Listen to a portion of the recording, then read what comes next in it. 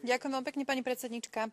Bohužiaľ, keď niekto zomrie pri výkone svojej práce, tak je to samozrejme veľmi smutné a takisto je to smutné v prípade novinárov, ale je to smutné v prípade humanitárnych pracovníkov alebo napríklad aj novinárov, ktorí pokrývajú vojnové konflikty. Mne sa však nepáči, že spájame znova takúto situáciu s nejakým právnym štátom a kritizujeme ďalší členský štát, v tomto prípade Maltu, a 7 rokov im nedáme pokoj a hovoríme im, že nie sú dostatočne dobrí, že majú hento zmeniť, to zmeniť, pretože sa takéto nešťastie stalo. Myslím si, že tancujeme na hroboch týchto ľudí, ktorí takto zomreli, a títo ľudia zrazu tu všetci rozprávame, aký sme ich poznali, akí boli úžasní, aký mali život a tak ďalej. Je to veľmi, veľmi cynické, pretože väčšina z nás sa s týmito ľuďmi ako z Dafne sa podľa mňa väčšina z nás v živote nestretla. Takže prosím vás, nezneužívajme pamiatku takýchto ľudí, ktorí zomreli takýmto spôsobom, aby sme tu vytlkali z toho politický kapitál. My tu nie sme vyšetrovatelia, nie sme prokurátori a nie sme sudcovia v jednej osobe, aby sme vynášali nejaké súdy.